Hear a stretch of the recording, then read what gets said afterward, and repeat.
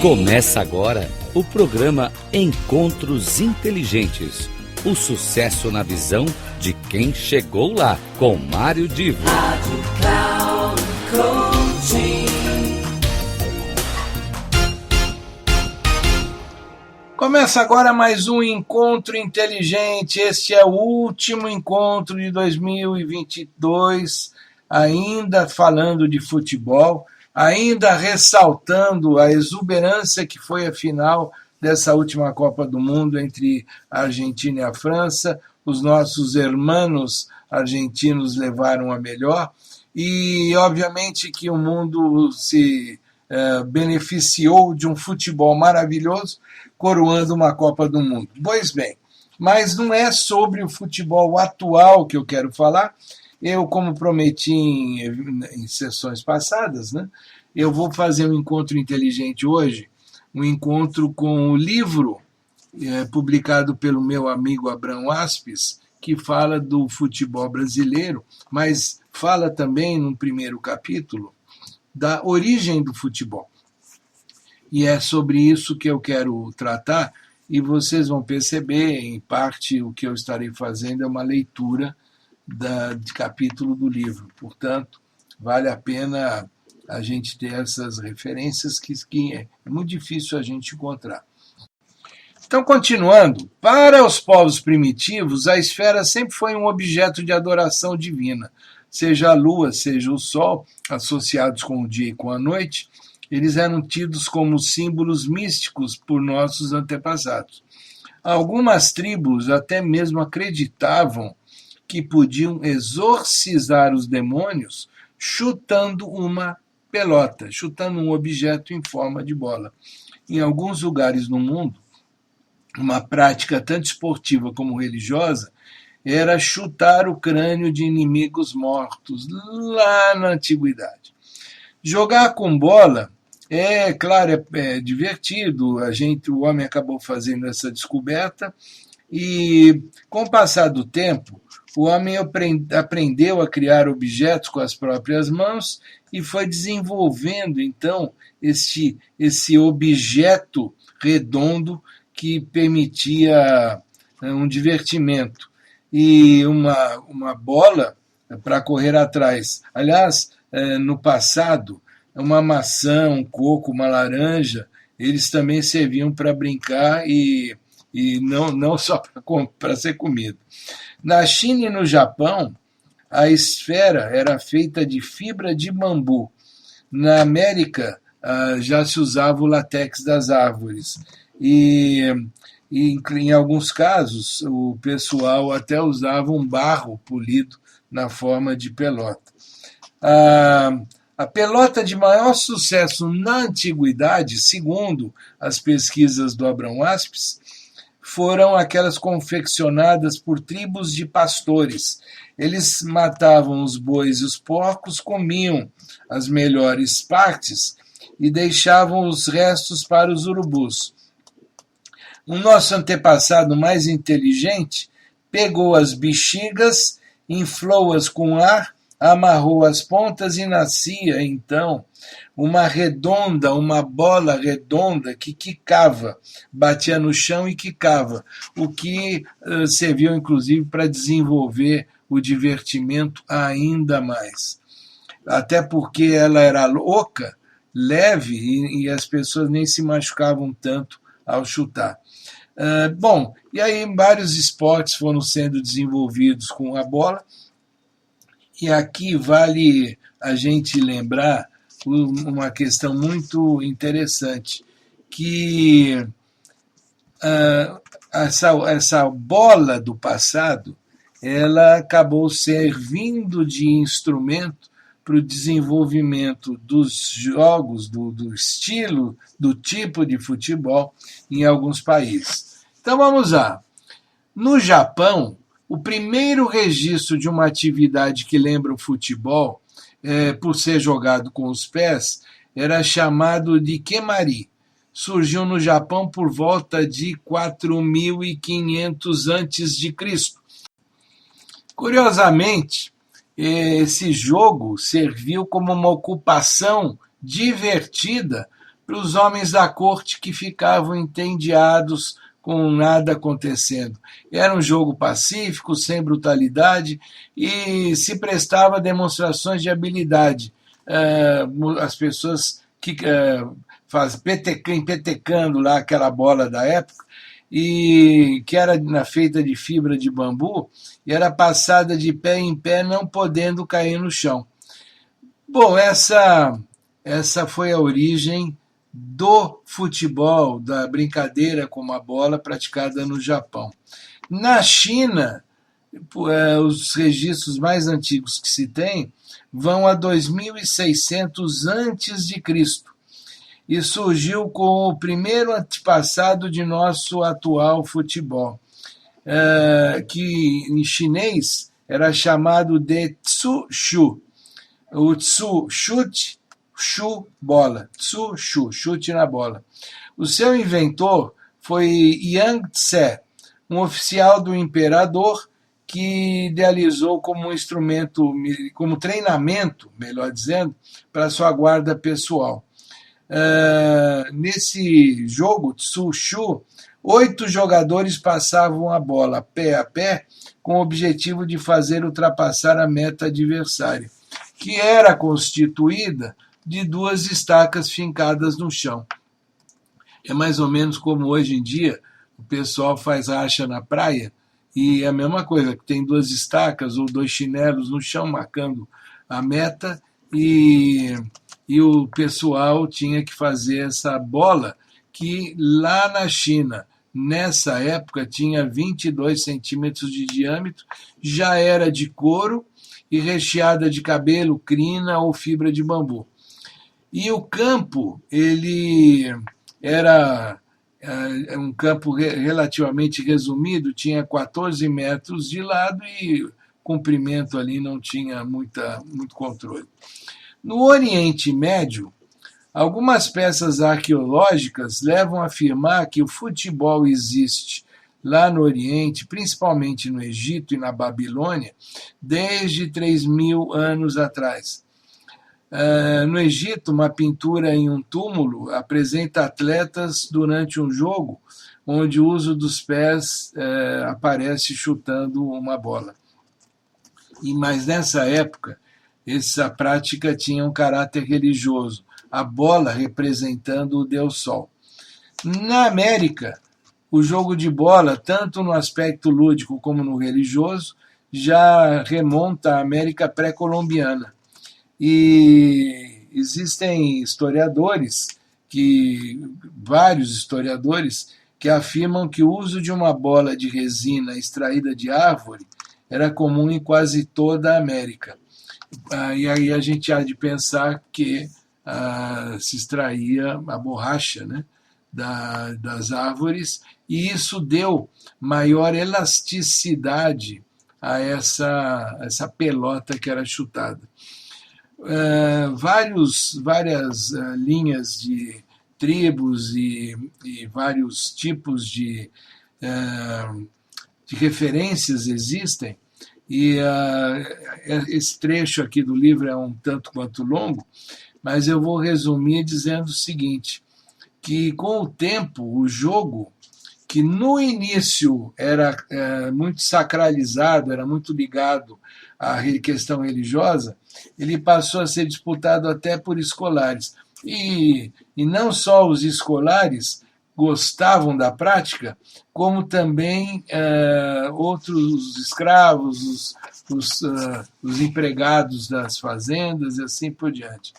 Na Europa, a gente tem uma série de referências, e já agora nessa era cristã, a gente tem referências principalmente na Grécia, em Roma, na França, na Itália, e em cada local desse, e em cada momento, havia uma forma diferente de disputar, variando a quantidade de jogadores, o tamanho do campo, as regras ou não regras, enfim. E aí o futebol moderno, ele veio se desenvolvendo e chegou a acontecer mesmo no Brasil. Todos nós já conhecemos essa história. O primeiro período no Brasil, ele, com as primeiras manifestações da prática de futebol, foi a prática em escolas, empresas, e incluindo marinheiros que jogavam nas zonas portuárias. Isso até 1893, portanto, era uma coisa muito ainda sem regras, era mais a correria atrás da bola. O segundo período, que pode ser considerado a implantação do futebol no Brasil, ele percorre de 1894 a 1913, que é então quando Charles Miller vem ao Brasil e são criadas as ligas regionais, e com Charles Miller trouxe bola, trouxe ideias de regras, ainda que o futebol na época fosse extremamente elitista, ele já passou a ter essa visão mais voltada ao esporte, e ainda que tentasse ser elitista, ele não fugiu à popularização, que de 1914 a 1933 fez com que vários clubes fossem formados, alguns deles já fizessem excursão para fora, e o Brasil, desde a participação na Copa do Mundo de 1930, viu o futebol despontar em toda a sua extensão, aprimorando então a prática do futebol como esporte. E com isso eu quero deixar bem claro que nós temos aqui no Brasil um futebol que pode ser considerado um futebol arte. Nós chamamos o Brasil de o país do futebol. Alguns escritores já escreveram que nós somos o país de chuteiras. Hoje em dia, o futebol internacionalmente ele já está muito mais competitivo, mas tem uma coisa que nós temos ainda de diferente, é a alegria com a qual a gente usa o futebol para o desenvolvimento das pessoas, e esquecendo ou eliminando esses aspectos que hoje existem de violência entre torcidas organizadas. O que é interessante é o quanto o brasileiro é envolvido, dominado, cativado pelo futebol.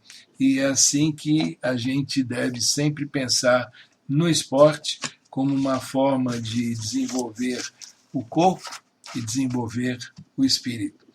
Eu vou encerrando por aqui este nosso encontro de hoje. Como eu disse, é o último desta série sobre futebol. A partir de 2023 voltamos aos temas mais ligados ao cotidiano empresarial, de desenvolvimento pessoal, mas a gente não pode deixar de, mais uma vez, aproveitar o momento de uma Copa do Mundo para trazer informações, para falar a respeito do futebol, como eu fiz, esperando que vocês tenham gostado e que nós possamos oportunamente trabalhar em temáticas tão interessantes, tão importantes quanto o futebol. Um grande abraço, mais uma vez, um feliz ano novo para todos vocês, e quem for participar de algum racha de futebol, olha, muito cuidado, hein? Esteja sempre com a saúde em dia. Não vai sair correndo debaixo de um solão depois de tomar um drinkzinho ou uma cerveja, porque isso não faz bem. A gente tem que usar o futebol para diversão. Então, você que é um atleta de vez em quando, toma cuidado. Lembra que a prática do futebol é boa, a prática de qualquer esporte é boa, mas a gente tem que sempre fazer isso de acordo com a competência física, capacidade de cada um. E agora eu vou fazer um encerramento aqui, uma apoteose, contando uma história muito curiosa, engraçada para vocês. E a gente está acostumado muito a falar em fake news, só que esta história é real, mas em função de uma fake news que ocorreu há décadas atrás. Na Copa da França, o Brasil jogou contra a Itália e perdeu para a Itália. E o povo estava entristecido pela derrota, e na época, obviamente, só se ouvia pelo rádio, ainda assim, um som muito ruim. E um locutor da Rádio Tupi, chamado Ari Barroso, aquele da Aquarela do Brasil, aquele que foi um dos nomes mais conhecidos do rádio brasileiro, e que era um torcedor fanático de futebol. É claro que no Brasil a sua pendência era Flamengo, mas enquanto brasileiro torcia fervorosamente pelo Brasil. Então o Ari Barroso noticiou com um absoluto estardalhaço: atenção, atenção, muita atenção! Dentro de meia hora daremos sensacionais notícias a respeito do jogo Brasil e Itália. São notícias espantosas. Obviamente que o pessoal, um falando para o outro, todo mundo começou a ouvir a Rádio Tupi. O que notícias espantosas seriam essas? Alguns minutos depois, algum tempinho depois, e a população esperando lá o que o Ari Barroso ia trazer de novidade. E aí o Ari Barroso noticiou o seguinte: a Rádio Tupi do Rio de Janeiro tem a alegria de informar em primeira mão que o jogo Brasil e Itália foi anulado. O juiz suíço confirmou seu erro ao assinalar o pênalti de Domingos da Guia em Piola. A FIFA consignou erro de direito e assim as duas seleções voltarão a jogar amanhã. Ele, terminando de falar isso, o entusiasmo tomou conta da população, o pessoal saiu nas ruas comemorando, os torcedores carregando bandeira, cantando e passaram a madrugada dançando, esperando o novo jogo, o novo encontro que haveria, segundo o Ari Barroso. No dia seguinte, os jornais traziam como manchete: não se confirmou o boato espalhado ontem de que o jogo Brasil e Itália foi anulado. A decepção voltou ainda pior, né? E muita gente foi cobrar do Ari Barroso aquela notícia. Ele simplesmente disse lacônico que havia captado a notícia numa rádio da França e havia repetido. Ou seja, fake news não é de hoje. Fake news tumultua a vida da população. A preocupação que cada um de nós sempre deve ter é: vamos pensar bem até que ponto cada informação ela faz sentido, e antes de sair divulgando e celebrando, vamos ter certeza de que aquela informação é correta.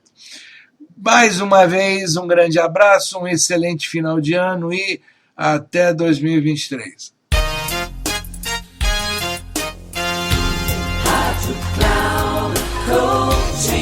Terminando Encontros Inteligentes. O sucesso na visão de quem chegou lá, com Mário Divo.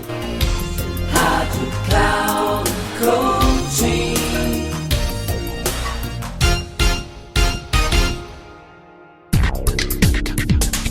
Não perca Encontros Inteligentes. O sucesso na visão de quem chegou lá, com Mário Divo. Sempre às terças-feiras, às 8 da manhã, com reprise na quarta às 12 horas e na quinta às 16 horas, aqui na Rádio Cloud Coaching. Acesse o nosso site radio.cloudcoaching.com.br e baixe o nosso aplicativo na Google Store.